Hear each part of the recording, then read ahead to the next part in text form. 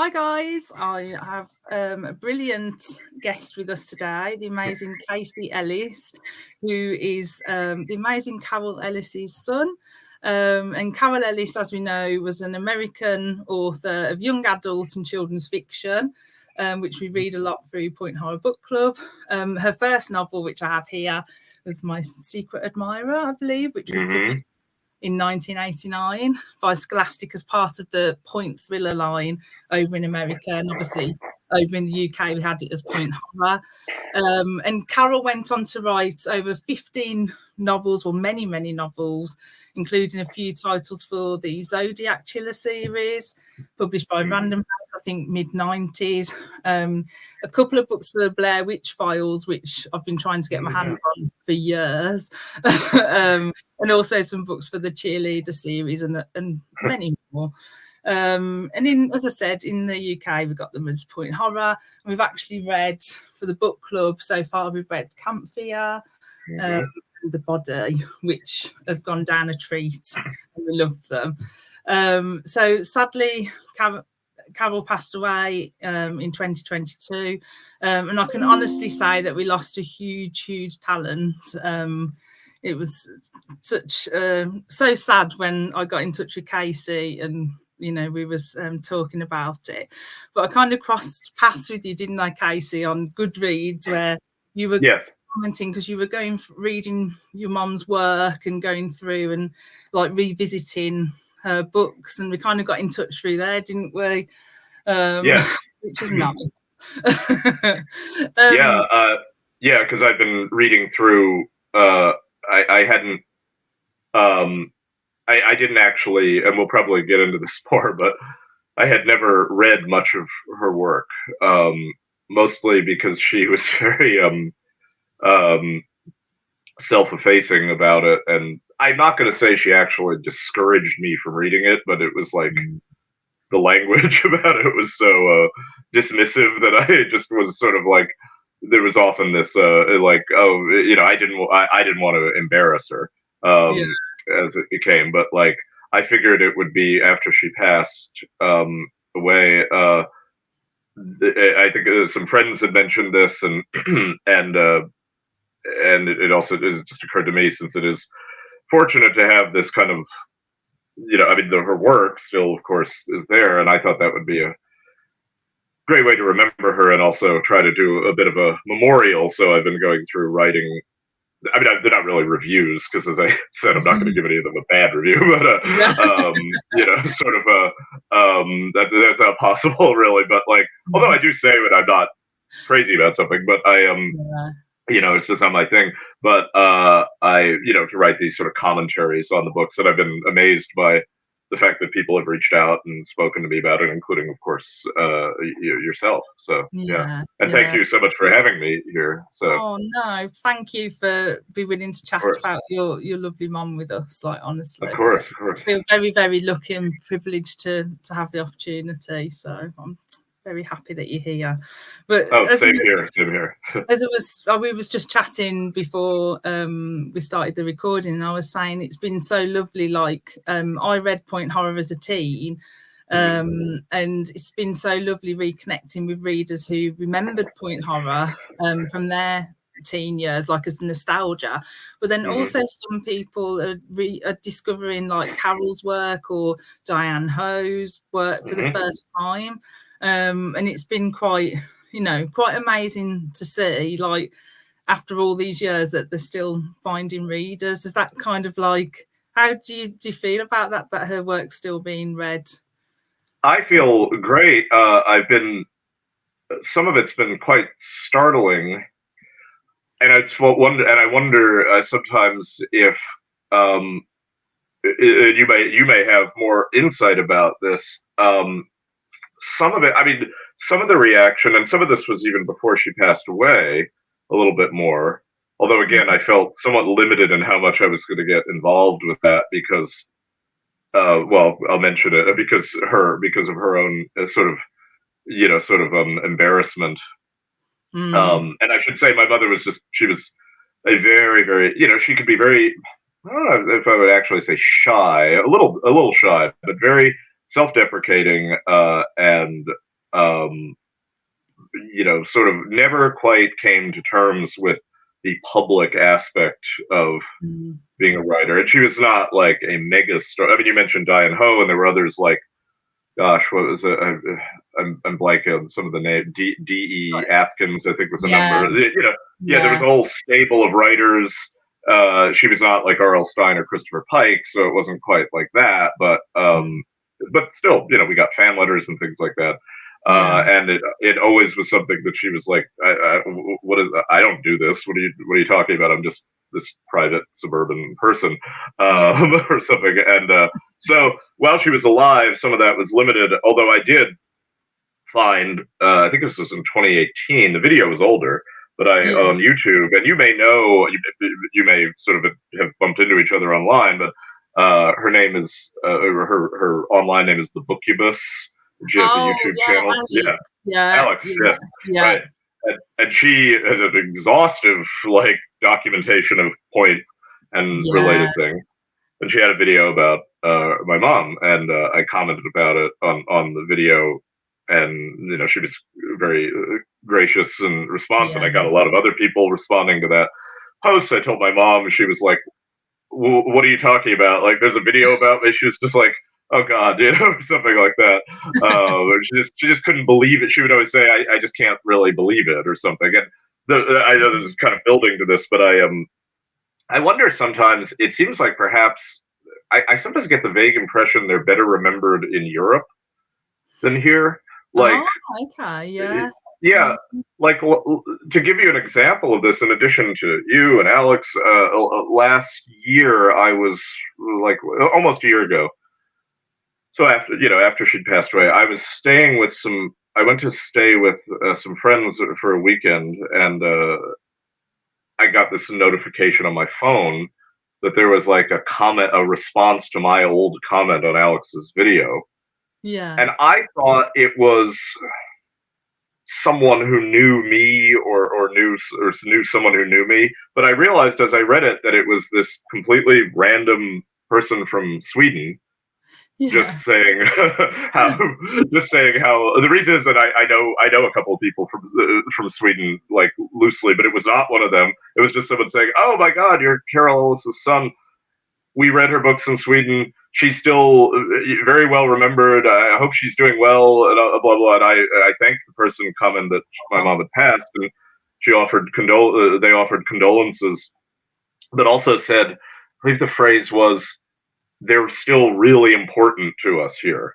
And that really struck me, because I was like, one of my memories growing up, even when they were current, was my 8th grade English teacher sort of insulting my mom in front of the class, but which was probably not very appropriate in retrospect. I didn't get mad. I just kind of shrugged or something, and and I told my mom, and she just laughed and said something like, "Idiot," or something like that. It didn't care, but it was just the impression was, these are trashy books, and very, very, very disposable, and and so sometimes I know they were also thought of as light reading abroad, but I don't know, they seemed that maybe they made a slightly sharper impression elsewhere. It's just interesting. Yeah.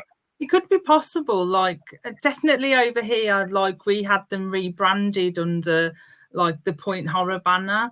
Right. And a lot of people now do refer to them as Point Horror, but that was actually kind of like a UK thing that was created by the team, and Anne Finnis, who was part of that team at the time, kind of rebranded. Interesting. Yeah, but I suppose in years to come, so now when we read them, some really hold precious memories for people. I could read one of these Point Horror books and remember the first time I read it and what I was doing, or friends I was with at the time. So they hold such nostalgic memories. Right. I suppose back then they would have been maybe looked down as this trashy American teen that were brought over to the UK, but we loved it over here. We loved that. Yeah, I think they in the US too, but I don't know. I sometimes this is like, and I want to preface this by saying this is all very tongue in cheek when I Yeah. say this, but like we used to joke. I mean, I used to joke with my mom that like back that the like I always felt that we were kind of quote unquote put out of business by the rise of like prestige YA. Mm. I used to jokingly say Harry Potter ruined our life or something like, which did not like, but it was like, YA books became longer and much more, just, these kinds of shorter works and, Mm. pulpier kind of things.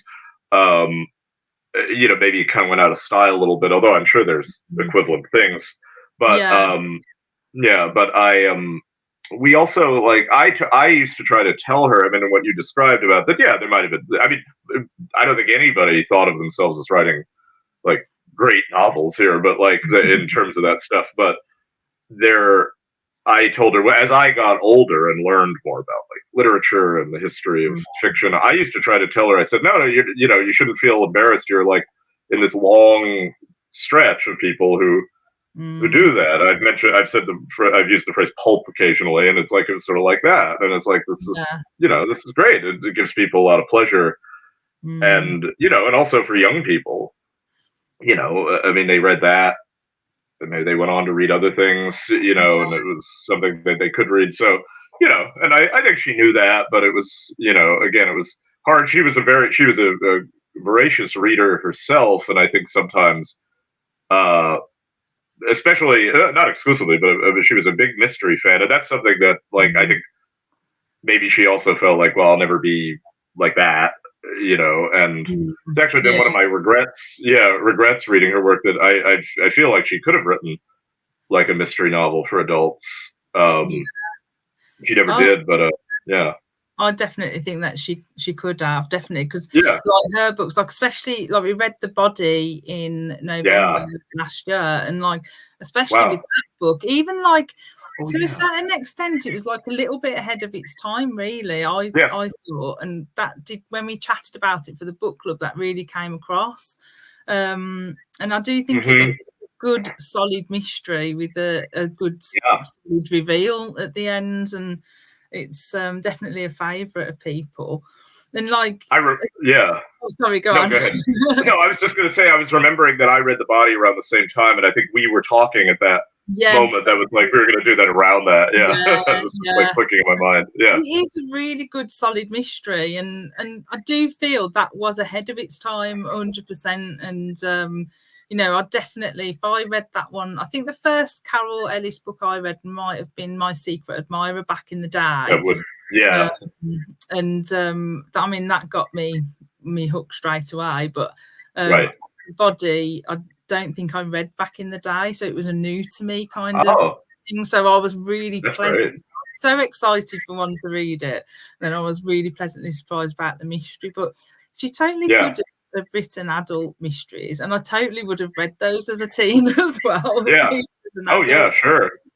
Yeah, absolutely. And I remember, because even as I said before she passed away, any engagement with people online was sort of intermittent, but there were times, eventually with Alex, and there was another time when someone online posted a thing about point books, and I think this was here, and I just made a comment saying, "Oh, do you have any of my mom's books?" I identified Carol Ellis, and the person said something nice, but there was also just a deluge of comments from people saying, "Oh my God, I can't believe it! I loved your mom." And I remember one gentleman posted a photograph of his reading den, and he said, I'm a compulsive, like, I don't get rid of any books. He said, I hoard them, but I put a lot of the teen stuff sort of at storage.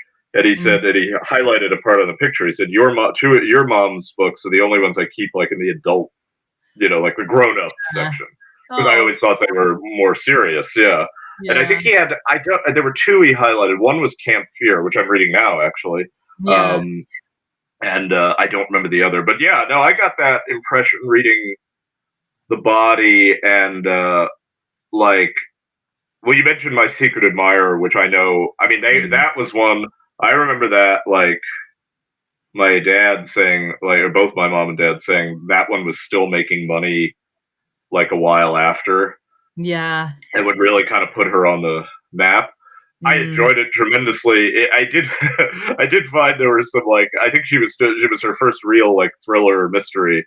There was some like, wait a minute, that doesn't seem very credible. Like, that, you know, I mean, that somebody would do something like that. I mean, not that I really cared reading it, but I know, yeah, I know it was a big hit. I know it was like over in the UK.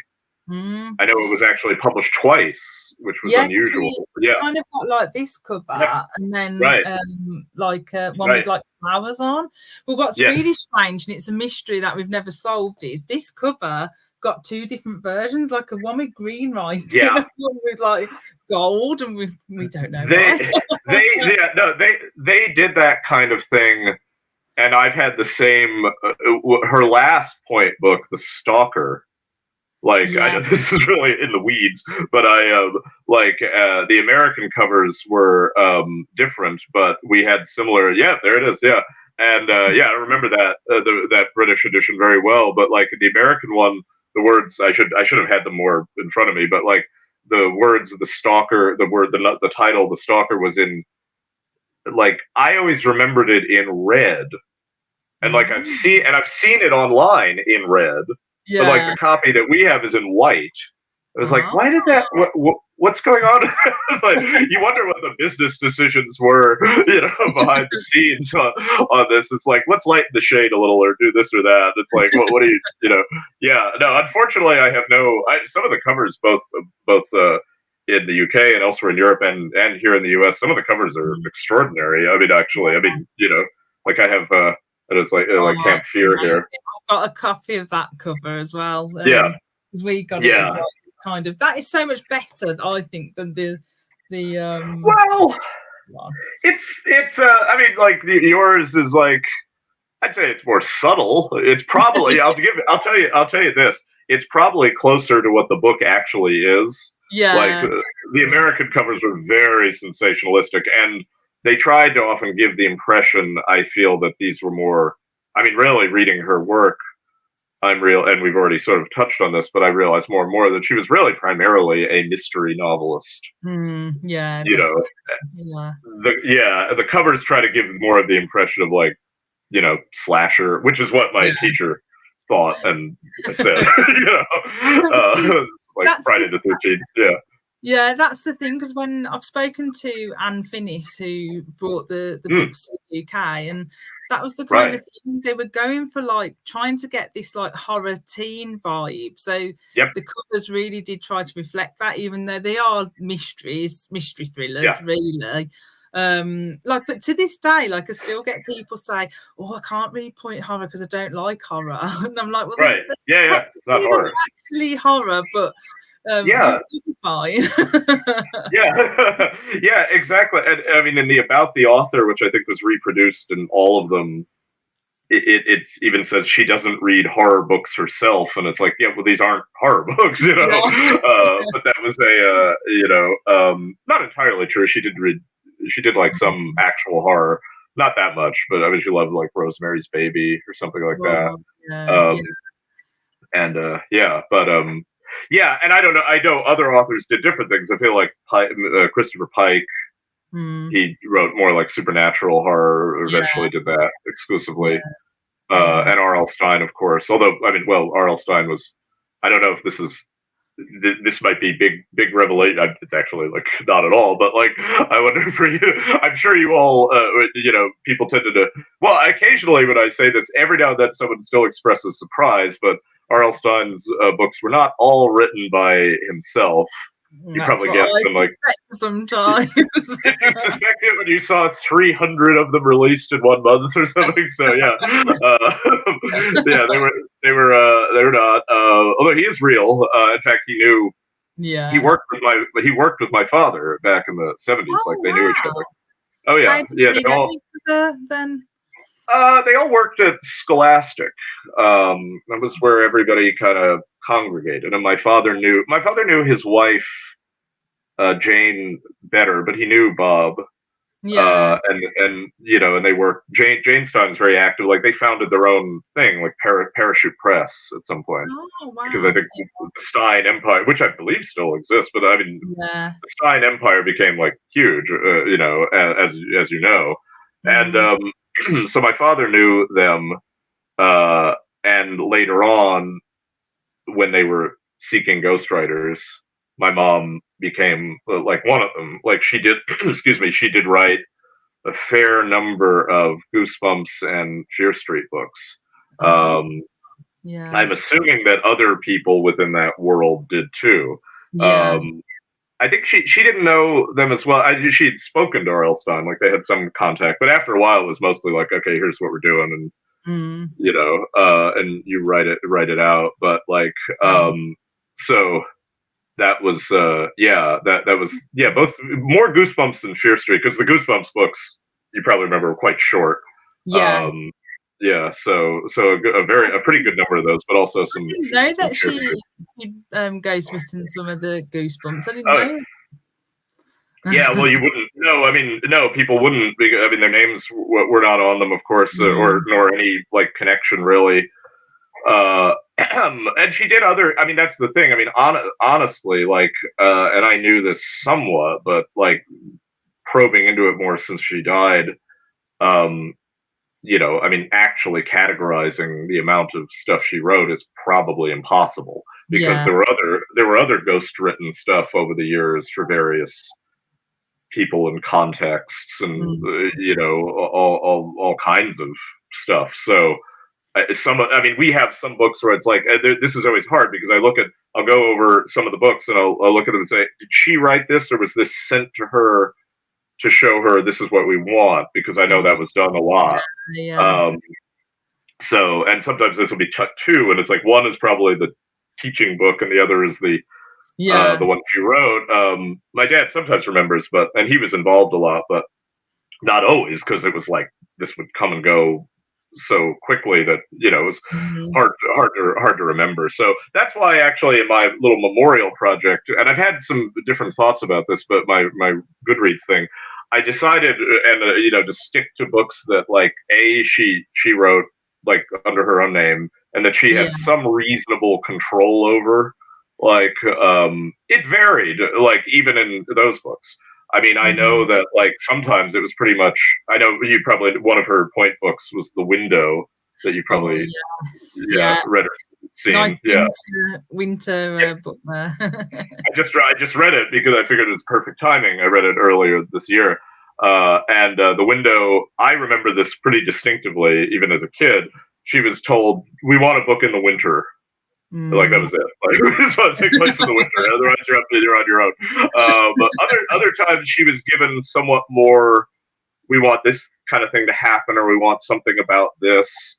But Ah, as long as it was something that was like that, she to a certain degree was permitted to say, okay, I'm coming up with this. I mean, she would work with my father mm. and stuff. But I figured, okay, that's her main corpus, Yeah. to use Yeah. too grand a term. So I decided, and that's about roughly like 20 books, but like I believe, unless there's a couple that I'm not sure about, honestly, but for but broadly, I think 20. But in Mm. reality, she wrote, I think a conservative estimate would be 50 or Wow. 60. Yeah. Yeah. Kinds of things. Yeah. So, and Yeah. among them, by the way, and I've had conflicted feelings about this, the Blair Witch books you mentioned, which I do Mm. think I have. I don't Yeah. know where those fall. I think those were a little bit more like directed, Mm. but yeah, we Yeah. do have those. Yeah. Yeah, I've never read those myself. I've always been after them, but they're Yeah. really hard to get hold of here in the UK. Like, I Yeah. really struggle to find them, but I'm determined I will get them and I will read them at I some don't think some of them were not, some books like that. You're not alone in that regard, I think, and including myself. Some of these were not in the point books are like 10 a penny. I could, Yeah, you can get any of them anywhere pretty much any time, because they all were published like a lot.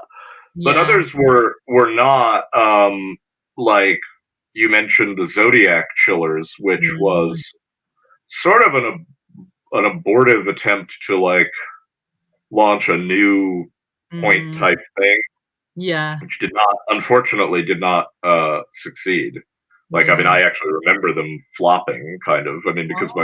I think my parents were very disappointed, and there was not a massive print run, and so like when I was going through them, for some reason one of them was I couldn't find.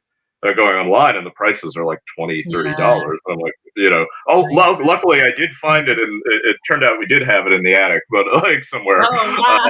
yeah. So I was able to fish it out, but I was like, yeah, it's strange, and also like, and it's small, like, not fine. I mean, but like small correction. Although I would have probably said a similar thing at one point. And, like, you mentioned My Secret Admirer as her first book.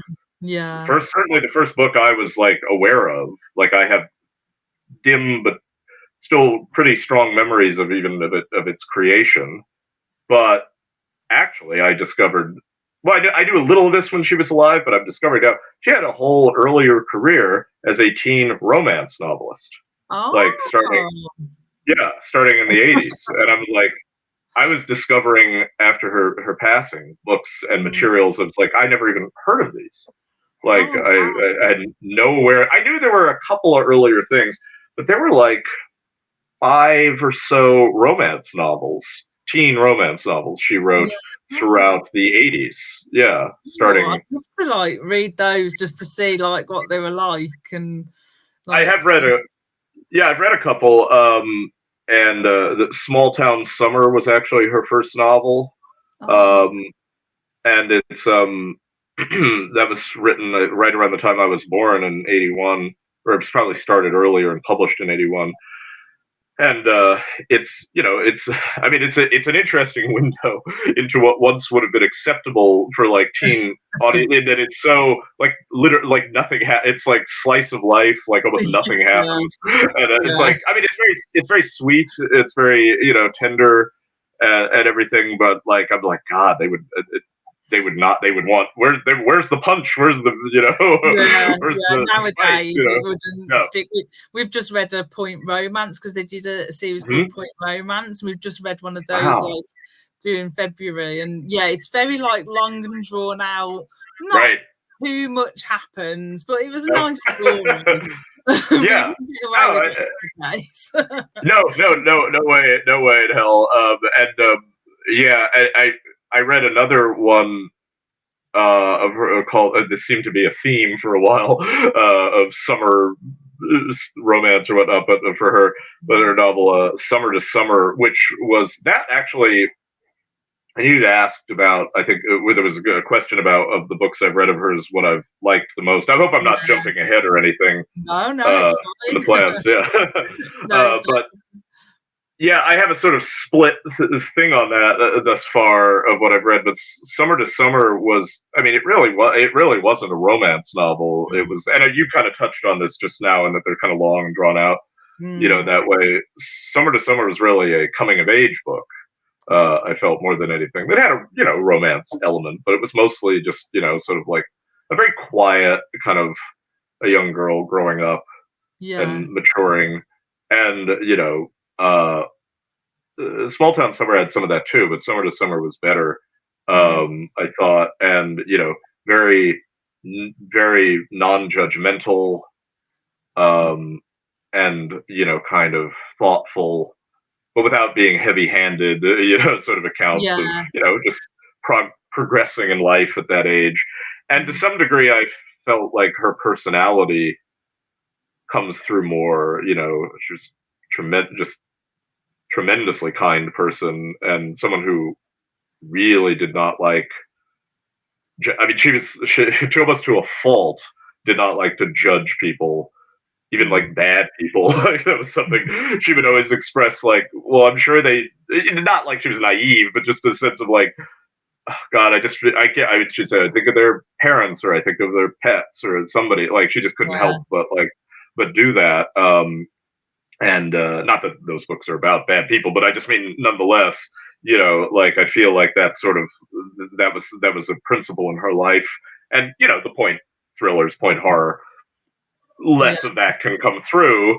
Although maybe a tinge here or there, but but in those books, I was finding more of that, as I said, especially in Summer to Summer, and really, really a pleasant surprise, because they're, the looks of them is like teen Harlequin romance. Right, I think for you folks that's Mills and Boone, I believe, right? Is that the, Mills, I know Mills that. and Boone, they were like Mills and the Boone, yeah, version, and then we had the romance. Yes, same people, different branding, and I realized it because again, not having known this, I used to joke with her. Actually, I said, if you'd been a romance novelist, we'd be living in like a mansion, and she'd say, yeah, but then I would have had to have been a romance novelist, and I'm not going to do that. But no offense at all to romance writers or fans at the slightest, but it was just not her. It was not her cup of tea. That wasn't her kind of thing, yeah. No.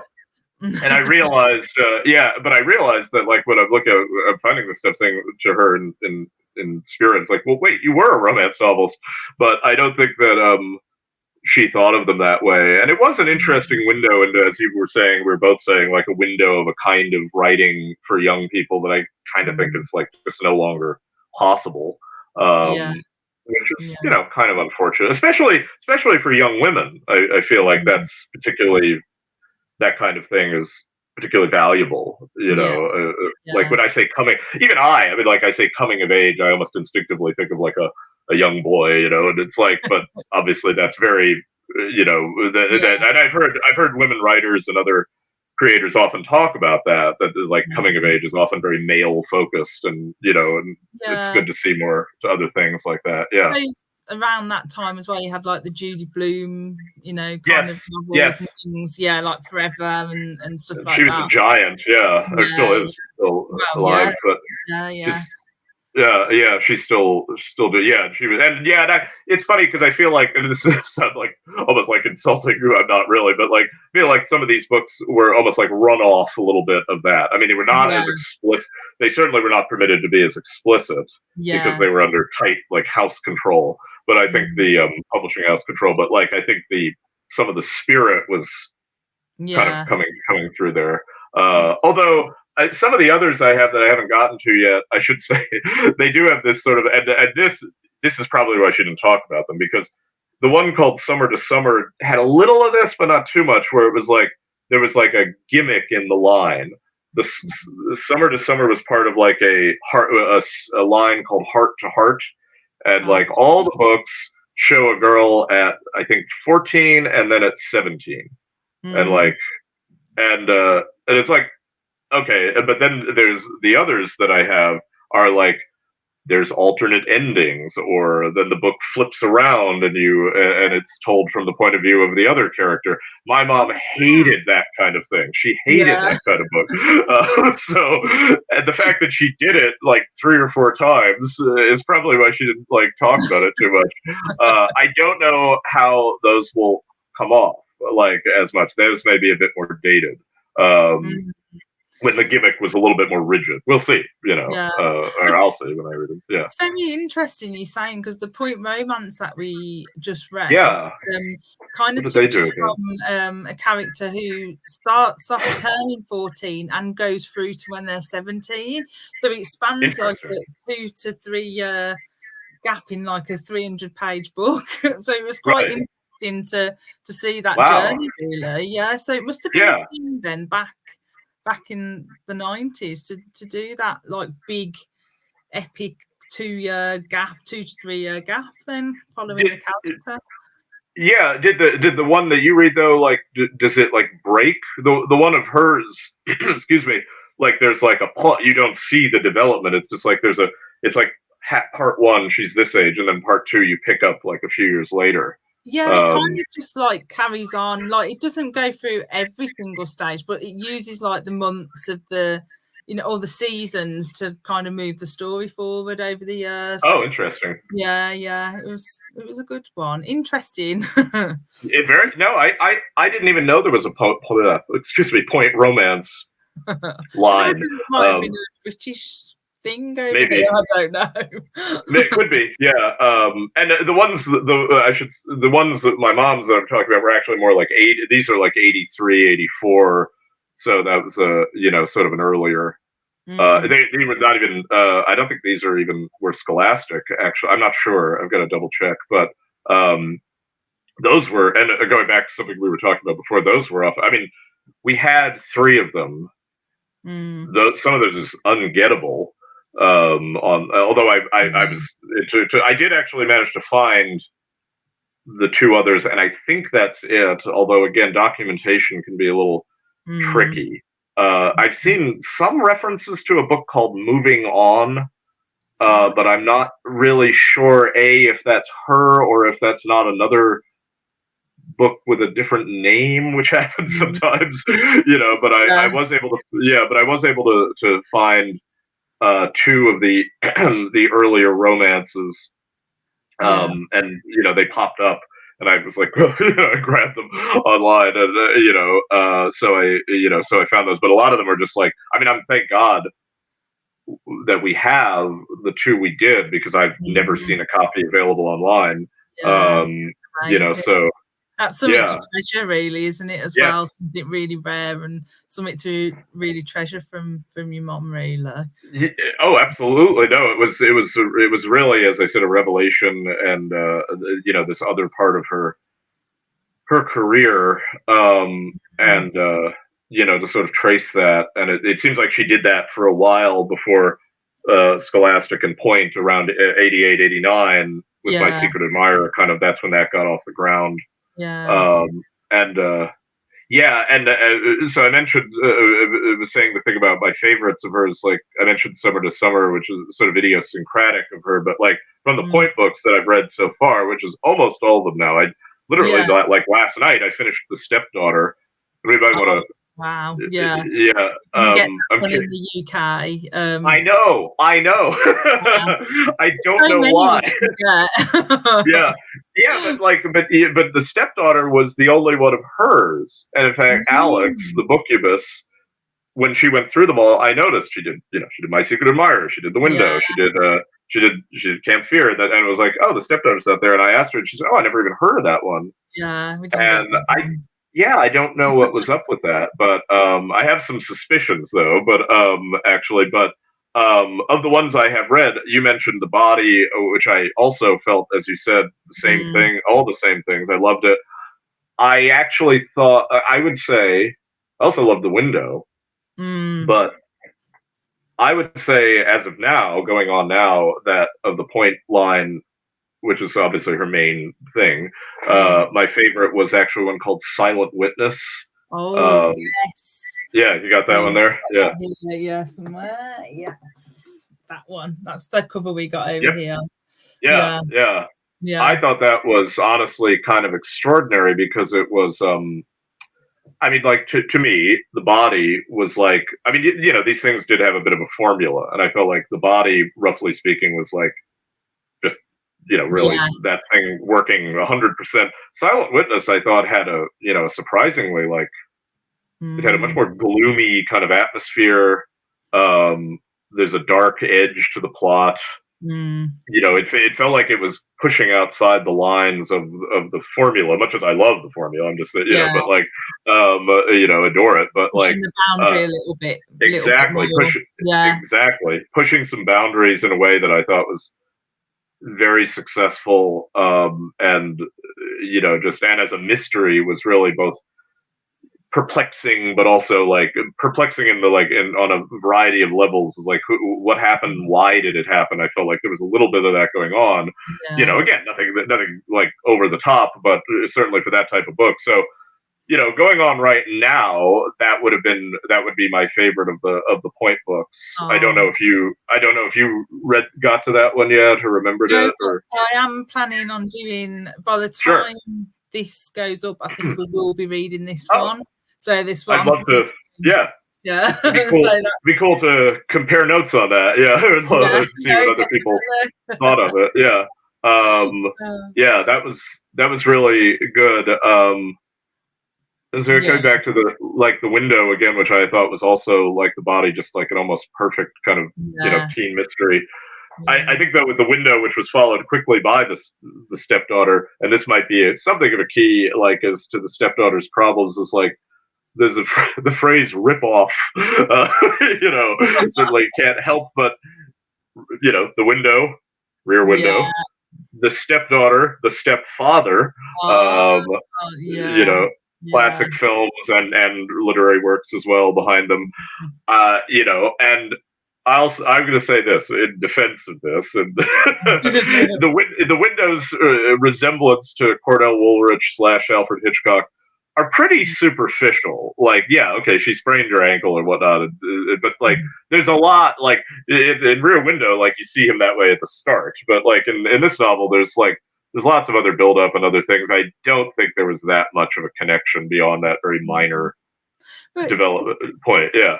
It's interesting, like nowadays though, because you get a lot of like retellings or like homage to certain. Yes. So it's really interesting, like back in the 90s, that was kind of frowned upon a little bit to a certain extent, or it seems. Yeah. I think a little bit. I mean, like I was remembering a joke I heard somewhere when you said that it was like a homage of like French for theft, but where I heard that was very good. It's not my joke, but I'm repeating it. Whoever you came up with it was great. But I mean, like. People now, when I mention it, they don't. Nobody's frowned on it, but I have had people say, "Oh, I bet that was like that" or something. Yeah. I mean, the stepdaughter, though, like, that's kind of like it is sort of a ripoff. I mean, it's like, it is like the same story. Although I don't think she ever saw that movie. Like, and I know she didn't. Yeah. Is it? I think the stepfather, the movie is. Maybe it's not based on anything. Like I did Donald Westlake, the famous mystery writer. I think he wrote the screenplay. I could be wrong about this, but I don't think she ever saw the movie. But of course, you don't have to have seen it to have read a synopsis, Yeah. Like just stuck in her head, yeah. Yeah, right, yeah. But like because it is a young girl in the movie and in the book, and I liked the stepdaughter a lot. I thought she did a tremendous job of like it's a much more essentially like dangerous book because the villain is an adult. You might have noticed in a lot of the point thrillers or point horror, the villain is another kid, which minimizes how terrifying it really is. Yeah, which was deliberate. Whereas in the stepdaughter, the villain is I'm spoiling. I just realized it. I was gonna go. I was gonna say if you've ever read a book or seen a movie, it's probably not going to surprise you too much. So but there's so I think we can get away with it a little bit. But like there's a real. To be fair, there are some question marks throughout, something that I think was very popular in the point books were red herrings. I noticed, and red herrings. So, boy, I never fully. I don't know about you. I never fully appreciated what a red herring was till I started reading these books. And now I'm like, when I'm reading other books, I'm like, is this a red herring or is this just like horror related? Yes, exactly. Yeah, it's a good lesson in that. And like, so there are those, but like, there's an underlying sense of danger in that book that's a little different. And the red herrings I feel like her red herrings, wax and wane in success. Sometimes they're really like good, sometimes less so, but like in that one they're good.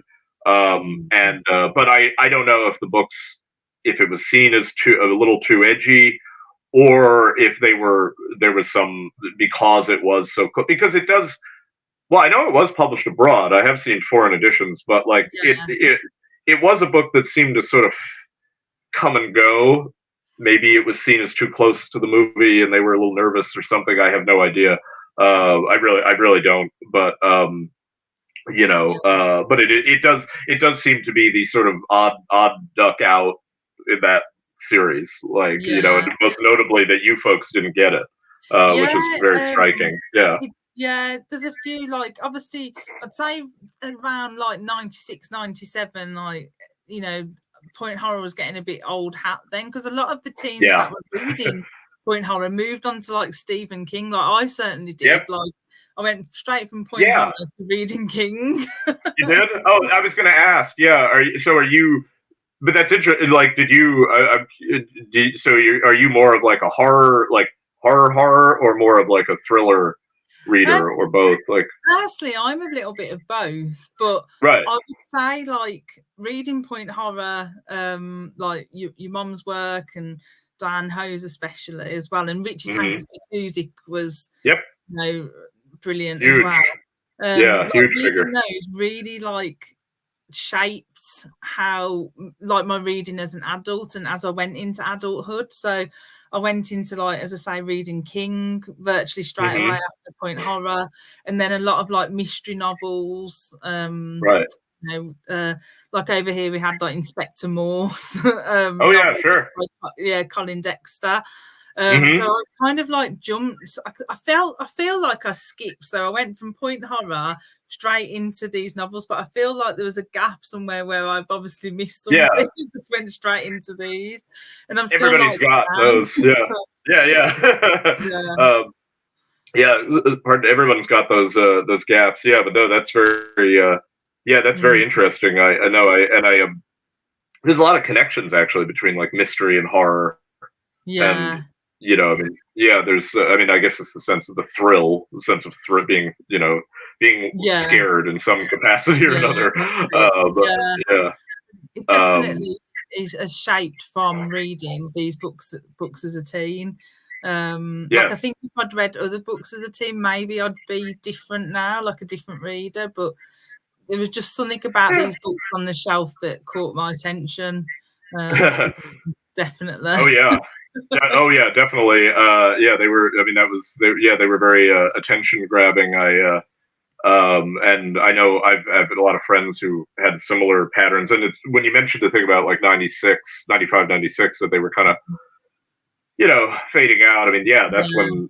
It's funny because a good friend of mine told me that he used to pretty much, you know, he would always buy all of them, like at like the book club, the teen book club or kids book club type stuff. And then he remembered just one day it's literally like right on the dot is what you were saying. It was like 96, 97. Just one day he went like, nah, I'm not buying them this year. And it just ended. Yeah, it is, isn't it? Yeah. I think it was just like, from my point of view, the readership just grew out of them a little bit. Yep. You know, and as I say, moved on to like heavier stuff. Yeah. And then and I think the problem was, and this is back as I was joking before about Harry Potter ruining my life, is that like our lives are I just say career, that's less dark sounding, but like that they, you know, some folks like you and my friend, you know, everyone had aged out, but like there weren't a lot of newcomers. They were going, the tastes or trends had shifted away from that kind of thing, and I think some of this was covered in. It really was a very distinctive era, and I read. Actually, that same friend of mine gave me as a gift several years back. I think like 2017 or 18. Gave me a book. You may know it or have seen it at least. Called "A Paperback Crush" by I believe Gabrielle Moss. Oh yeah, Paperback Crush. Yeah, which chronicles this whole era. Yeah, it's amazing, fascinating to read. That is actually. It was, and she helped kind of delineate, because I had long thought of sort of about that in that way. It was like, gee, that was sort of a distinctive thing, but like she bracketed it, at least, you know, for what you know, it seemed credible to me with the rise of the mall bookstore in the early '80s, which I remember it was fascinating because she noted that like now previously kids and teens were kind of dependent on teachers or librarians for the books. I mean, they could go to a bookstore, but it was like less, maybe, you know, it was like for the most part they got their reading that way.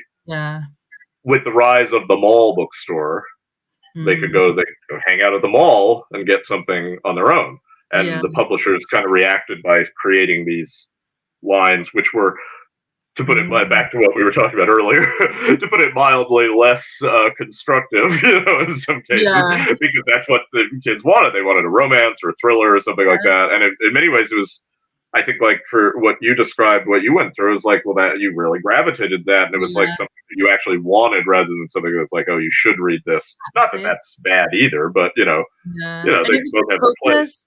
The covers, they were the publishing house was so clever with the covers because it was honed into what in my opinion teenagers were craving at that point, because there's especially in the UK, a real gap in the market there at that time. Right.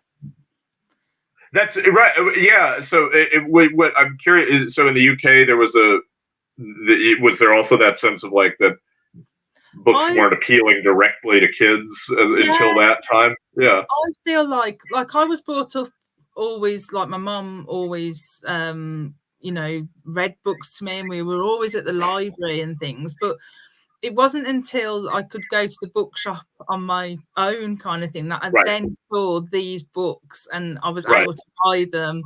Luckily, I was able to buy them because they appealed to me. But the library was more like you didn't see these books in the library, and I think that's what not as much.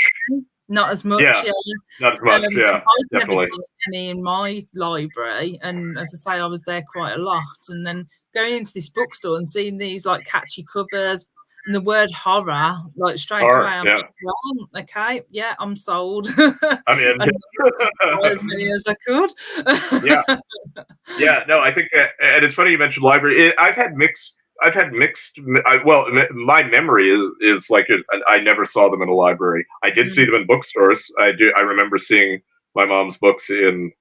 This would be probably more of a U.S. reference, I'm sure, but like used to see them especially in the mall bookstores, as I said, B. Dalton and Walden Books, and then later Barnes and Noble. I never saw them in libraries. I have been told by a friend who is a librarian. He remembered stocking them as a librarian, so they were sometimes present in libraries apparently, but they were not. I don't know. They weren't really library books. The classic books. I do know a few authors who I've spoken to when we do like the Point Horror chats have said, I remember going to the library and finding The Perfume by Caroline B. Cooney, and that's another name. I was drawing blanks on the names before. Huge names. And they were available in the library, but I don't think they were like like for me, they weren't prominent until I went into the bookstore.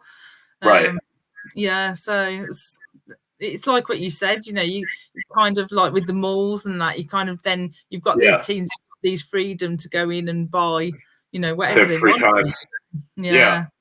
And what you mentioned about the covers. Oh, sorry, what was that?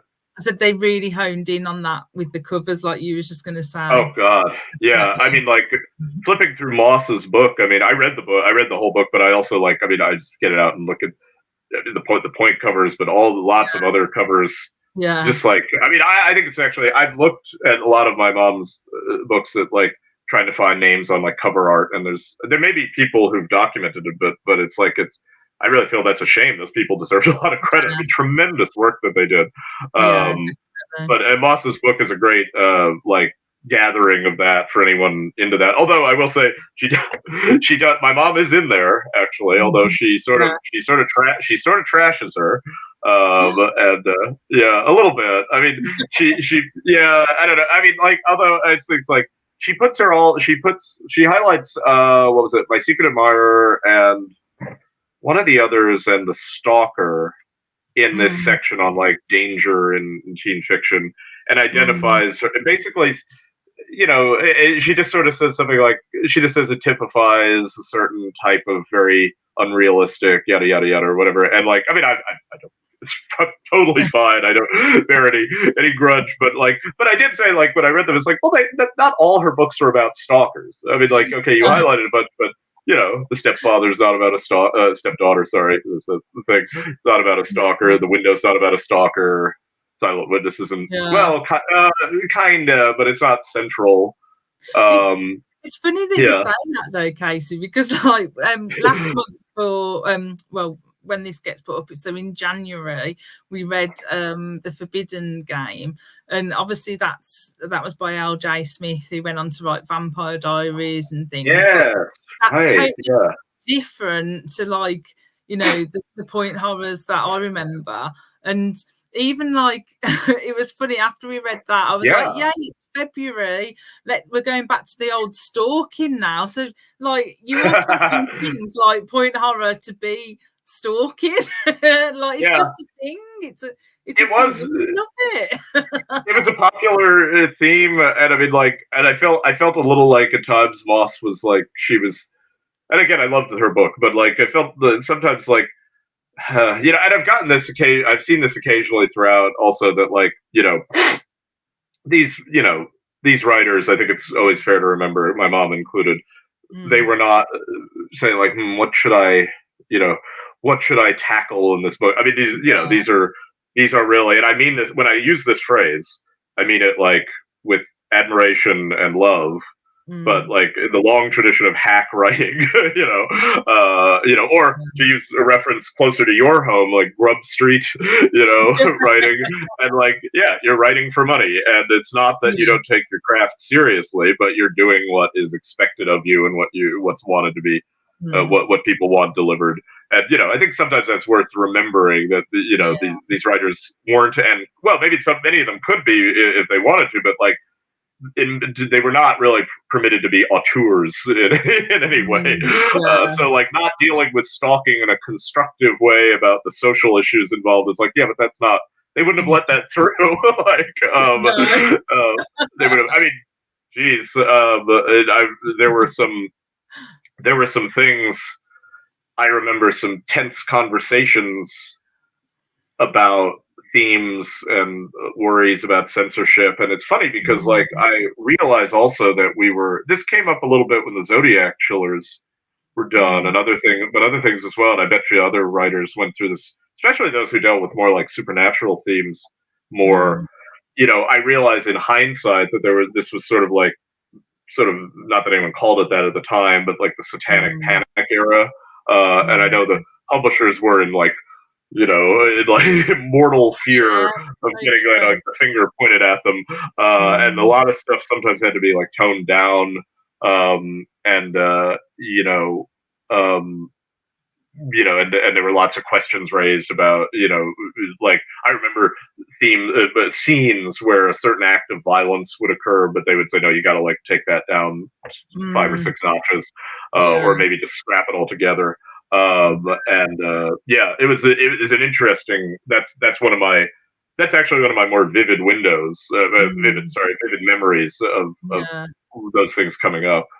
And I know, like I always tell this story, or I've told it a few times on the book club. Like, I always remember, obviously I was reading these point horrors, and then I begged my mom, because my nan was really into like true crime, and like she had like, these magazines lying around, and like I used to just read like the true crime stories, then have nightmares and stuff. But I kind of begged my mum to let me have these like true crime magazines that you'd get like every 2 weeks, like from the local like shop down the road.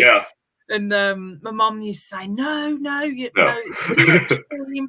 Like, there's too much violence, blah, blah, blah, blah. And then I must have like worn her down at some point because she let me have them. I always remember sitting there reading them, and she walks in like over my shoulder looking, just as I was reading like how to stalk someone. Oh no. And she was like, you're going to end up being a serial killer. Right. I was convinced, but it was kind monkey of see, monkey do. Where parents were worried about what their kids were reading. Like, for my mum to relent and let me have those books, like, that must have been a really big deal for her, bless her. I love the idea that, you're going to be a serial killer, when it's more likely you'd just be terrified of serial killers, I remember it, like, I remember being like, I remember going to like it's funny because like the true crime, that was, I mean, it's still big, but like that was like a particularly like big golden era of true crime, I think, when we were both growing up. But I remember there was a true crime section in the bookstore. I never actually got anything, but I would read like the backs of the books, and I think even a couple of those gave me nightmares. Yeah, Like just like being aware that that kind of thing happened in the world was like, you know, was a lot. And you know, and it's funny because like in the point books, you know, they really in some ways, even, you know, this is why I had said that Silent Witness, and to a certain degree, the stepdaughter actually was pushing out of this a little bit, but otherwise they despite, even when they would be quite pretty violent, you know, within confines, they really were kind of like almost cozies in a weird way. Yeah. Like nothing's actually going to be like this will be solved, this will be resolved. Yeah. No, you know. It's Yeah. like, they were like kind of like a comfort, really. Yes. You knew that, like, and especially like I think in the UK, because we was reading these books that were American, and like so that was very far away, so we could read these very comfortably and think, well, this is America, you know. That only happens there. Yeah. So they didn't fiddle with the content in terms of like it was clearly American. They like I always wondered if they go in and like anglicize anything. No, they just left it as. No, it was all left as is. I mean, I've read a version. I've got some US copies, and I have kind of compared to see if there's any differences, and I have never noticed. And then I do know in some of the Dutch versions that they changed a lot of names or names of places and names of the characters just to suit. But I think the content is virtually the same. Maybe a couple that's interesting. Ones, yeah. Yeah, that's interesting. Yeah, I know. And I remember getting Dutch editions, Swedish editions, Finnish editions. I always remember when they said French editions. I remember when they'd send this. I was like, "What are we going to do with these?" They send this giant box of books in Finnish, like languages. And it's like, well, that's great to know, but like, obviously, we can't really read them or give them to anybody we know. That's fascinating. It makes sense. I would, especially like, I mean, I guess imagine it's pretty common. I mean, like when we get British books, they don't change them, Americanize them here or anything. So because the two countries are very close, obviously. So nowadays, like some of my author friends who've had obviously books over in the UK and then then had them published in America, have had to go through and change things to like make it Americanized. I think it just depends on like what the publisher wants. If it's a different publisher, what they want, some of them might be more. So sometimes they have to go through and change certain words and things like that. But I've never really know it the other way around. So US to UK having to change anything. So I think that was interesting. The point horrors. Yeah. I'd also met, from what I know of the publishers, it was at the time it was probably also just laziness. You know, a lot of and they'll figure it out. Essentially, all the point books, or point or archway and things were literally like delivered to the UK Scholastic in just a box, all muddled up, and then they just selected books out of this box and published and rebranded them and published them. So we was probably the ones that we got, really. yeah, definitely. What I was curious before, because you mentioned authors, like what other authors have you had? I mean, I'm not her, obviously, but like what I guess I'm representing her. Like what authors have been on the show? Like you've interviewed? Have you interviewed like people from that era? Or so I haven't really had anyone on to chat to, but I have interviewed like on paper and I've put it on my blog. So Richie Tankersley Cusick, Diane and A. Bates. A. Bates, I remember A. Bates, sure. I love Orlean. But I still keep in touch with her. We check in every now great. That's great that they've been, and they were receptive to being interviewed and all. Good. And like really, like you've been really open about like the process and like a lot of them all say they were given like a brief synopsis and then just told to, you know, this is the title, to fill it out and write. So very interesting process, really. And then it's interesting as well to have So sometimes on the book club, I have like a guest author on. So I had like Grady Hendrix, the horror Oh writer. yes. So I've had him on the show a couple of times now, and he's huge. I mean, he's like he actually, yeah. He's the way that he's so. I mean, all of the guests are so receptive to point horror, and they love it. But I keep saying to Grady, do like you know, he done the paperbacks from hell. I'm like, you need to do a YA version that's better than Paperback Crush. Yes, well, yes. Well, when my friend gave me Paperback Crush, I said, oh, this is a book like Paperbacks from Hell, which I haven't read, but I know I had actually, God, it was like 2012, I think, stumbled across the blog Too Much Horror Fiction. Will Erickson, who he co-wrote Paperbacks from Hell with Grady Hendrix, right? I think, so I was familiar with that kind of thing, but no, that would be great. And I know Grady Hendrix is, I mean, he's a huge figure, and it's good to know he did that. He seems like a figure who's just a guy who's really generous with his, his time and his, and his engagement with stuff. He actually, it's funny that another friend I mentioned, one of the friends who is a librarian, and he was involved in, he mentioned remembering seeing my mom's books, which, as we were saying, was interesting because, like you, I didn't associate her books with the library so much. But his brother, I don't want to mess any of this up, but his brother, I believe, co-wrote another book with Grady Hendrix. Oh wow! A book about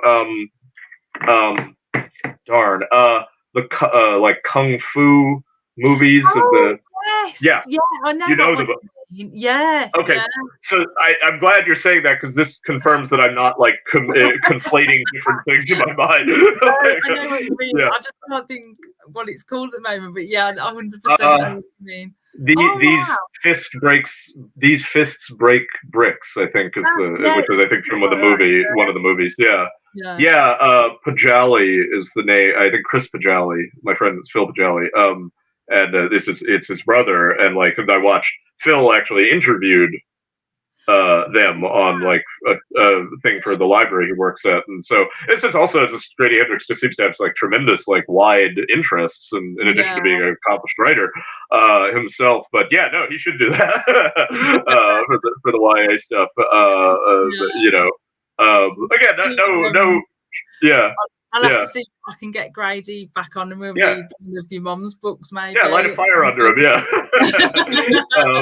but really, nothing but love for Paperback Crush. I mean, I rolled my eyes a little at that. It was a good book, but I do think Grady would write a really good YA, throwback book, definitely. Well, her book was more. I mean, her book was wider scale. Like, she covered like all the different YA genres, and I don't, maybe the thrillers and the horror were not her maybe favorite area, whereas he would be totally plugged into the kind of the more the less elevated appeal of those books, of that particular subgenre. So that would be great. It's amazing as well, because there's like authors who I've also had on the show, on the Point Horror Book Club, where like the Cynthia Murphy or Amy McCall, which are UK authors, but they grew up reading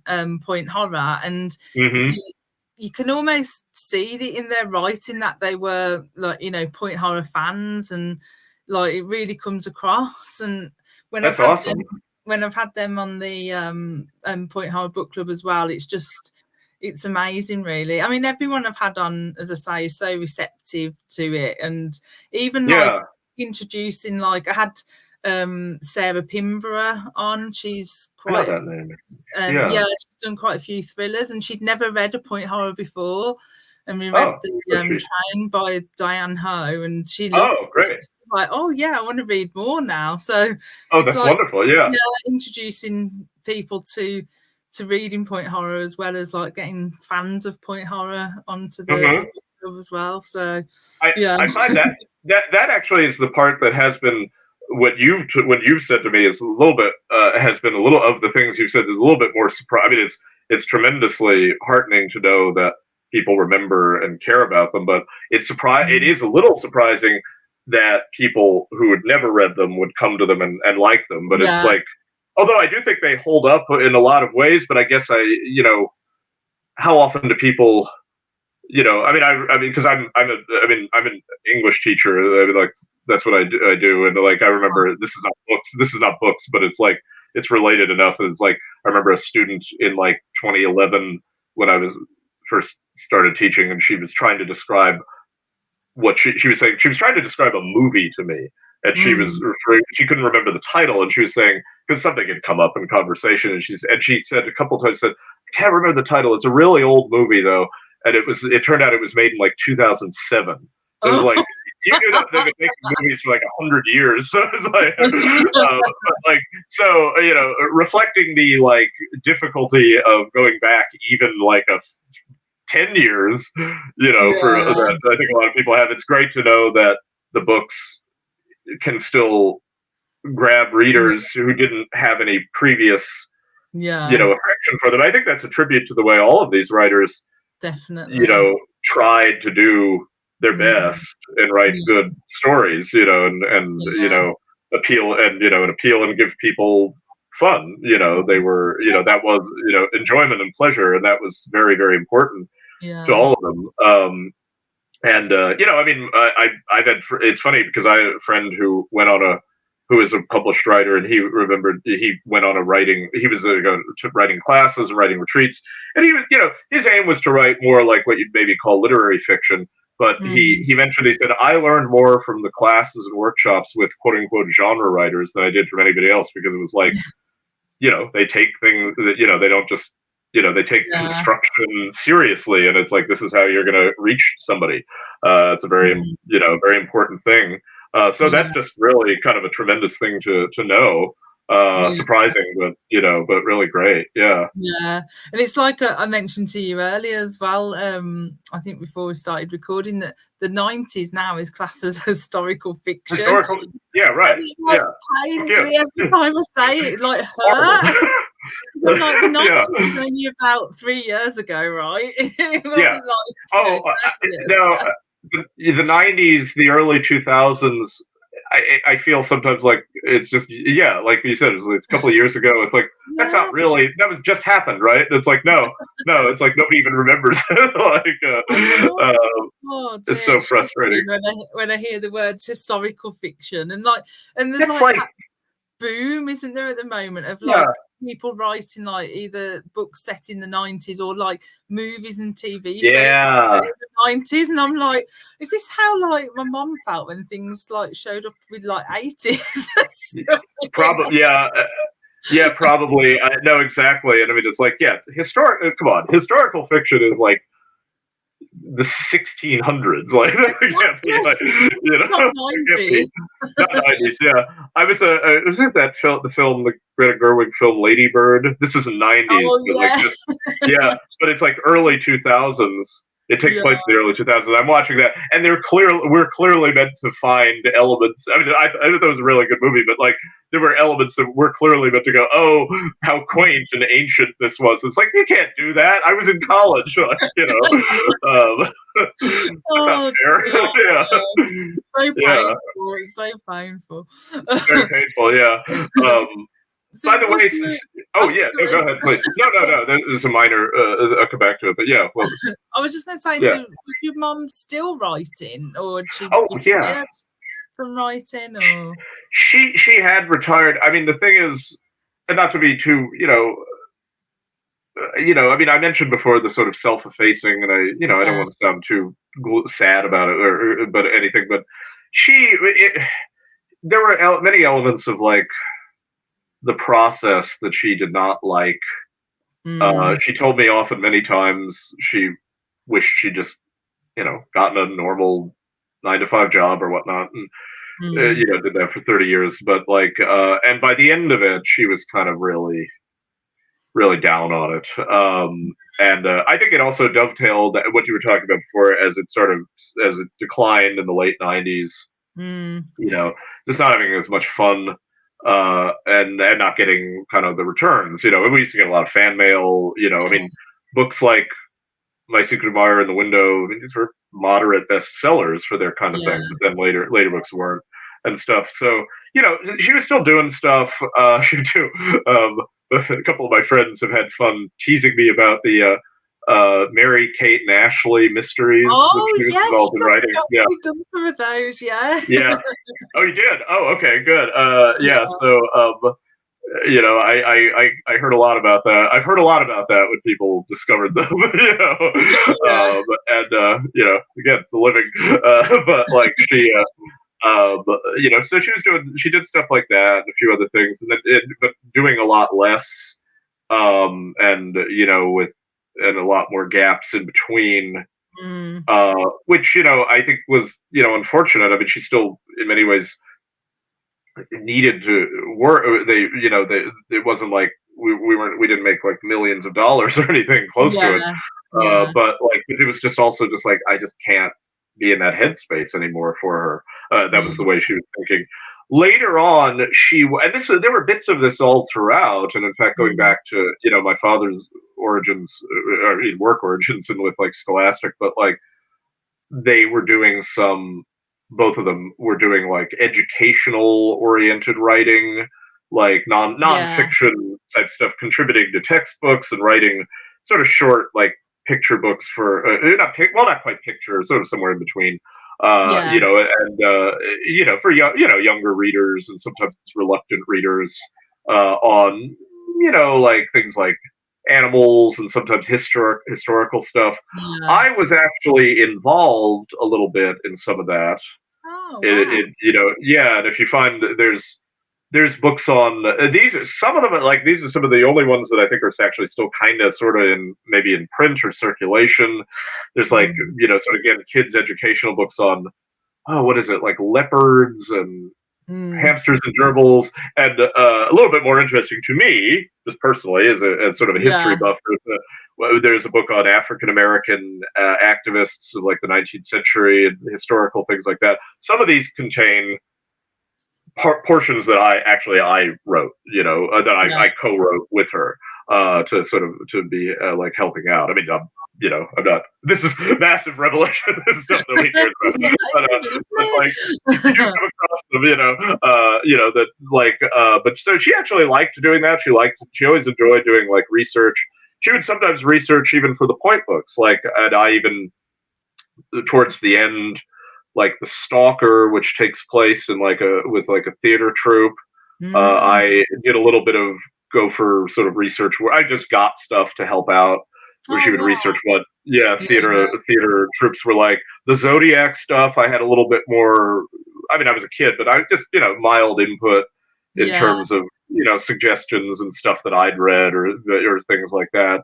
But yeah, some of those these nonfiction things were more like post 2008 even, and so she was doing that, and there were shorter things as well that would not be like full-blown books, as I said, like contributing to textbooks and things like that. So she was doing that off and on. Come 2017, she started having health issues, although initially they were things that were things that could be dealt with. She did not really and I mean I thank God that, like, I mean, I'm deeply grateful that, like, she was mostly, even though she had health problems towards the end of her life, her quality of life was fine until, like, the very, very end, pretty much, when she got very ill. So, I mean, that's the thing that, not to sound too gloomy here, but, like, late in 2022, I mean, that summer, she felt great, and sadly, it just kind of came up very quickly, which, though, rather than a long, protracted illness, was probably better. As I said, her life was still very joyous and happy, and until like the last moments, really. So that's good. But then back to like 2017, when she first had some health issues, she was able to just sort of wrap up whatever she was working on, which, as I said, I think was like textbook oriented or something like that. And there was no actual formal plan to say, okay, I'm not doing anymore. Yeah. But just kind of naturally. It kind of faded out, and also the companies that were doing that stuff, they would like. I remember she joked to us. She said she said it's like hurry up and wait. Like they would say, okay, we got to do this, and then wait like 5 months. But then eventually they just sort of petered out. They weren't really doing anymore, I guess, or they shifted their goals or whatever. Yeah. And so and that was always life to some degree as a freelance writer. They call straight for a bunch of years, and then they just like, who the hell are you? Which was, I think that's still very reflective nowadays. Like it's still very the same in publishing in that respect, isn't it? Yes. Unless you're like a huge star, which is like very rare. I mean, like I've known of writers, people like you, people, friends who are writers who I like are pretty successful writers having to like scrounge for money, and it's like, but unless you are the very tippy top, it can be a rough existence. And by 2017, with that going on, and able to. By that time, I mean earlier, but like that. By that time, it was really definitive, able to just sort of financially rely on me. It was like, this is, I'm not going to push it anymore. Just going to, relax, which is what I wanted her to do anyway. And so then it just kind of faded out, and she every now and then they'd think about they would do something else. Oddly enough, despite all the sometimes, I mean, she went through periods where she was really down on what she did. What she'd done, she just had no interest, didn't want to talk about it or anything. But I think like an upbeat kind of thing. I mean, I remember this has to have been like 2019 or 2020, so pretty recent. Just talking about it with her, and she said, "I'd do it again. I'd write again." But she said, "I don't want to come up with something. If they just like tell me, here, do this, write this, I'd write a novel. I'd happily do it again. But I do not want to." She said, "I do not want to story jam, but like I do not want to do that. But like, give me the synopsis, even if it's pretty rough." I do it, because that part she said I kind of enjoyed, So she did still have that sort of, still had some of that in her.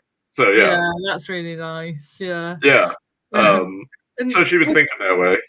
Yeah, and like, how was it? Like, I know you mentioned earlier, like she used to get fan mail and things. Like, when you were younger, did you find that like weird, or did you find it? Did you know what was going on, or?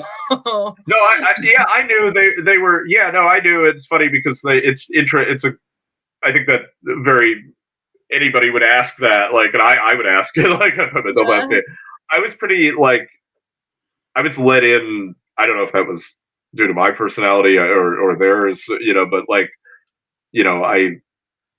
I knew it very early on, like what was happening, and got a pretty,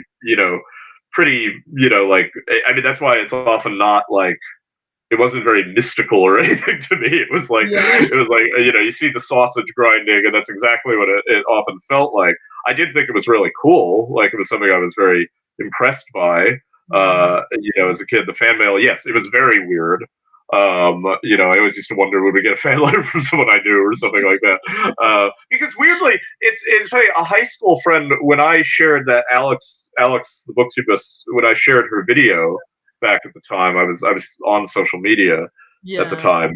A high school friend said, I didn't know this high school friend, she says to me, I didn't know, like, she commented, and then I think we spoke about it later, I didn't know that was your mom. And I was wow. I knew that name. I saw those books, but I said, but I'm sure I told you. And like she said, I think I did. I think you did, but it didn't. Somehow it didn't click, So, or maybe she just forgot. That might also be the case. But yeah, it was strange. Getting them, but it was and it was something. I would say this is, even though again she was always like I can't. Why on earth would anybody write fan mail to me? But she was always very flattered and very, kind and considerate about it, and she, I think it did make her feel good in a way. Although she was very like kind of, sort of like red-faced about it sometimes.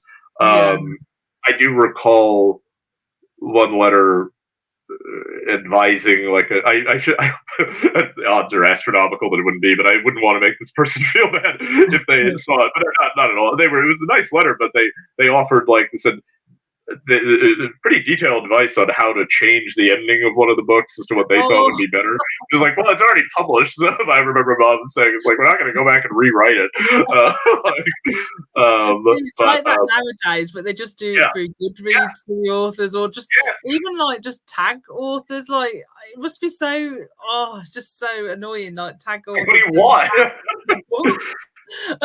I've read about this where, like, I mean, in a way that was sort of precursor to, like, I don't know how much you follow this or anything. It's like I was fascinated when I first read about it, because I'm always intrigued by the way these things develop.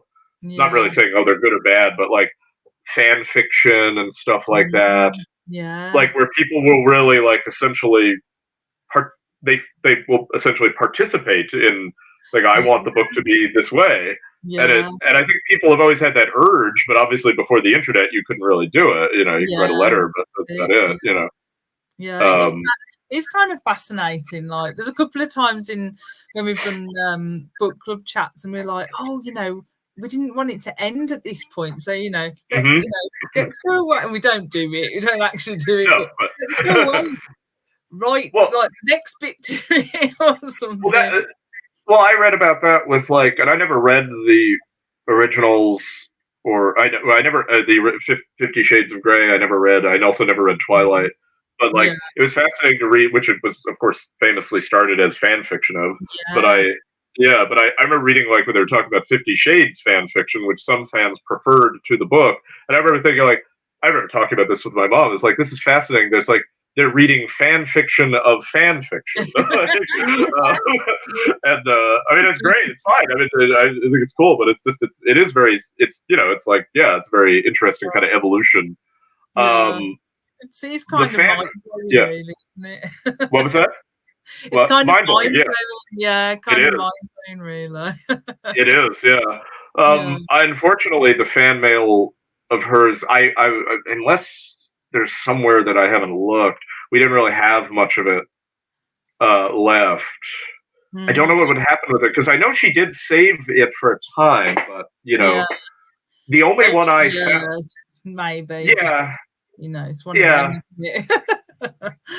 It's easy for stuff like that to get lost. But the only one that I found was I think my dad found it, was a letter written to one of her, like, she mostly wrote for teenagers, but she did write some books for, like, as you said at the beginning, for children or younger readers. And there was a brief series of, like, these 3 books for, like, young readers on, like, using the, at the time, very pop, and another 90s thing we can remember, like, the craze for troll dolls. So there were 3 troll books. There's a troll in my closet. There's a troll in my popcorn, or something like that. And it was a very elaborate attempt to start, like, a thing with that. Did not work out. Like, I think we need more, though, in our life. Definitely more trolls. Totally, more trolls. More. I have to say, I've actually read 2 of them. You can read them in, like, a day, obviously, if you're an adult. But, like, if anyone's thinking, they're just going to be shameless, like, toy tie-ins, or not at all. I don't think they have any direct connection to the toys. It's just sort of meant to vaguely connect with it. But they're pretty good books of that kind. For sort of that weird.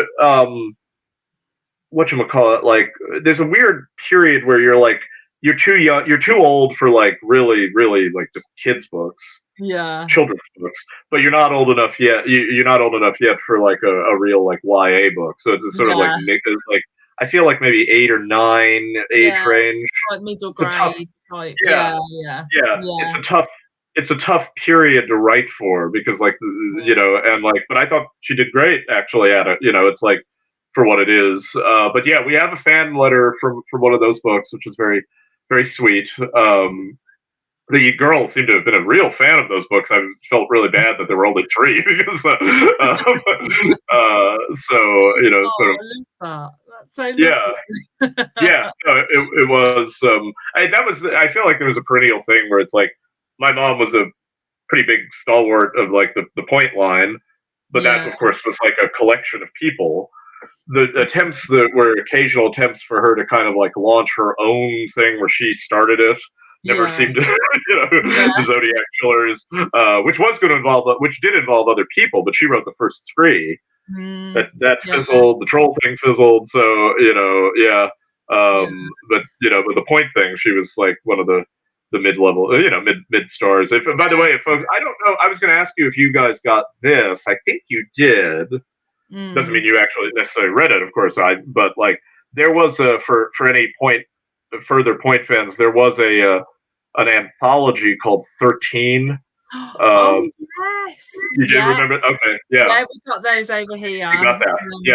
Yeah. Forgot about those. They're on my shelf. Yeah, and the first one, I think that the first one, and I think the editor was someone named Tanya Pines, I believe, and like I don't know who she was, but she. Like I don't remember the name otherwise, but she edited them. But the idea, if anyone like, it could be an interesting like entryway because like they gathered like all the people you mentioned, like Aid Bates. Yeah. Actually, I think Cusick wasn't in it for some odd reason, but Aid Bates was in it. She wasn't in. Yeah, you want to do that one? Or not in the first one. I think they did others, but yeah. Yeah, they did others. So the other two, I think, were edited by Anne Finnis, who. Okay. Yeah. In the first one you had like Christopher Pike, Stein. and Cooney, I think, was in there. Big Cooney, so you had like kind of D. Atkins, authors in there. Yeah, it's amazing anthology. We covered that on the book. Oh, great, and my mom's in there, of course, and it's like so it's a good introduction to the stable or the gang, really. And it's funny. The American cover, I remember this. I think I remember my parents sniggering over it. Like all the authors' names are listed on the front. Christopher Pike's and R.L. Stein's are in huge letters, and everybody else is in like normal letters. And, like, funny enough, when I did the chat about that, we brought that up about the font on the cover because it was even like that on the UK cover. Like their names were like massive and then the rest were like tiny. I remember thinking it was an odd design because like you put in the whole list, they put them I think in alphabetical order, so it's just like they're like it would have been better to just say like Christopher Pike and R.L. Stein and others or something like that if you're gonna do that, like we did pick that up as well. It was really odd. It was it was a curious decision, but I don't know. Send our notes back to 1990 when I think that was published. So, that was fun.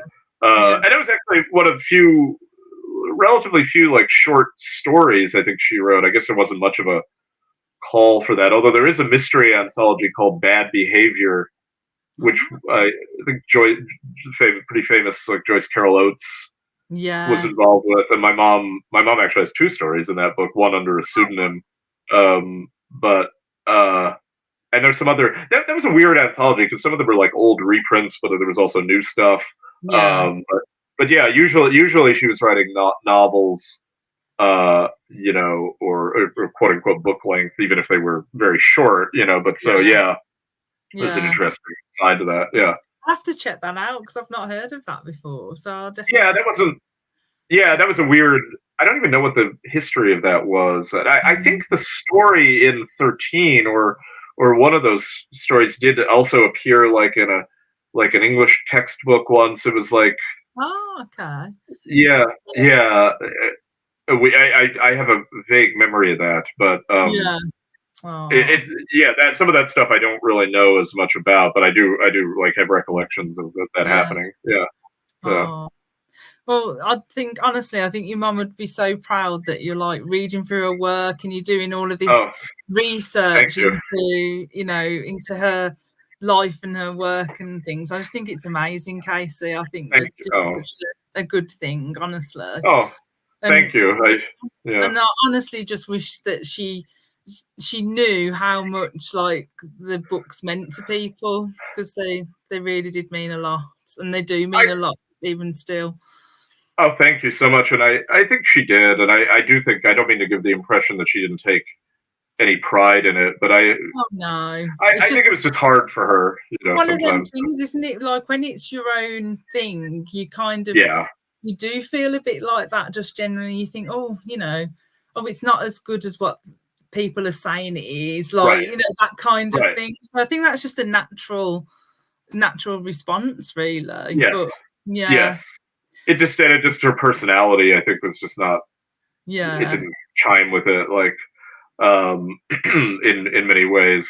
Like, I feel like maybe she might have been happiest if she had like done something like, as she had like a normal job, but then like every now and then she wrote a book. But like, and it's like, I don't think this is really possible anymore. But in the past, you used to sometimes see books where it's like the author's name was on it, but about the author would just say they live in New York or something like that, and like no more information, and that was it. You would know, they'd just be like a phantom figure, and like they crank out a book every few years or so when they felt like it or something, or when there was like a call for one. But but that was so no, but I think those your insights on that are absolutely spot on. But yes, to me, to me it means a great deal, and I thank you for those kind words, but also just the fact that everybody is there. I mean, that there are a lot of people that are interested. I mean, I've been startled to see there's a whole, as you know well, better than I, there's a whole community around not just her work, of course, but she's a part of it, and and it's just tremendous to know that, just tremendous all around. Yeah, and it's like Grady Hendrix said this to me not long ago when we was chatting, but he's like, keep the point horror flame alive, keep this alive, and that's kind of, you're doing that with what you're doing with your mom's work, and I feel like I'm doing that with the book club a little bit, and you absolutely are, yeah. So important to keep it alive. It's so true. Like, it's such a meaningful thing that you said. No, I mean, you folks are doing that hugely. I mean, like I would say, I mean, I mean, obviously, I think I would be forgiven a little bit just on the personal bias towards my mom, but like I have been very at times interested in saying, like, I would love to explore more of this stuff. I just don't know. I mean, it's like it's massive, the amount that was created, that was written over the years. So I was like, sometimes I'm not sure. After, like, I would love to know more. I've thought occasionally about, like, after I sort of finish with the main cycle of her works, I've thought about maybe excuse me, like, that's some of this just for personal exploration, but maybe I might. It's funny. I had like kind of like a tortured history with Goodreads. I was on it, then I was off it, and I'm on it again. I used to write a lot of reviews, and I thought about maybe doing that again, but like, or writing some anyway. But I thought about like picking an author, like one. I mean, you mentioned Diane Ho a lot. It sounds like you were in particular maybe a fan of hers. Yeah, it's her and Richard 𝐸𝐸𝐾𝐸𝐬𝐶 was. Those are the two big ones for you. Yeah. Definitely. Yeah, I thought of like picking one of them and like maybe trying to like start to go through them, or at least some of their key works anyway. Maybe that would make it a little bit more, I mean, like, maybe make it a little bit more digestible, because like if I would, we go to like, well, even like Christopher Pike, who did, Christopher Pike he never had like a stable of ghostwriters or anything. He was always just a one man, is still to some degree, just wrote his own stuff, but he still wrote like so much. It's like, we're never going to get anywhere with that. Yeah. But, where the hell would I even know where to begin? But like, although he did, it's interesting. We did an interesting connection with him. And he's one of the titans of that era. You mentioned the Cheerleaders books, which was a sort of that was like a preset series. It's a little different, but in the sense of like that, again, I think like the level of control the individual authors have was relatively small. Because like they were writing about continuing characters who are already sort of designed. And like, I think Cheerleaders was, again, that phrase that we jumped up before, rip off. I believe Cheerleaders was an attempt to like, okay, we're taking Sweet Valley High. Yes. And we're, you know, all right, we get it. We're going to do that. Come across like that, actually. Like, oh, yeah. yeah. Oh, no, I think I should double check, because sometimes it's weird. You find out, oh, actually, that was going on already, or I don't know what, but like, I believe it was Sweet Valley High, like, attempt to sort of piggyback on that. My mom wrote one or two, and Pike, who was not yet established, wrote a Cheerleaders book. Cool. He wrote in that. Yeah. Which, as I said, this was like, it's weird because this was like a group of people, even though none of them knew each other. Nobody was in the same like room, but like it was in many ways a community. I'm sure everybody knew everyone's names, like, you know, of course, but like at that time, really, aren't they? Like, and things like that. But and that kind of reflected how, as I said, my mom wrote these romance novels before she became a thriller writer. R.L. Stine had written, I believe he wrote some sort of romance-oriented things. He had actually begun his career, individual career as a writer, as writing like kind of more like humorous books or joke books for kids. Before he like, you know, sort of landed on the formula that was big. So there was a lot of this kind of like. I remember Gabriel Moss had an interview with Pike where he was talking about how he would write, you know, a science fiction book, and then he wrote this type of book, and he wrote this type of book, and I think he landed on a Slumber Party, which I believe is one of the very early point. Yeah, books. We read that in December. You read that? Yeah. And that kind of like, oh, okay, this is what you're going to be. Pretty, and he was like. It was like fine, you know, sure.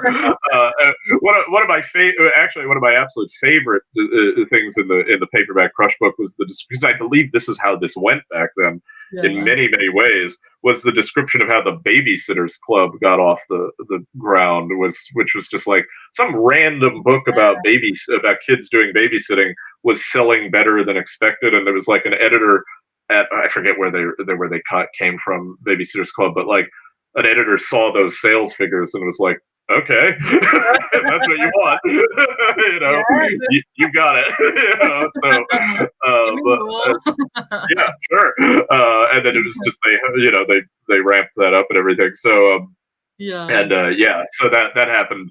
That kind of thing happened a great deal. And I find that really charming, and in a lot of ways, and so yeah. Well, Casey, I was just going to say thank you so much for sharing all these memories and things. It's sure. To like chat to you and like absolutely in your journey. If you think of anything else or you want to chat, then feel free to contact me. And will do. Was there anything we missed? I don't remember if there were any. I think you were asking. You were going to ask what maybe her favorite book was. Like, just a quick. I don't really. I don't really know, but I was going to back in the sort of the younger type of books, the books for younger readers.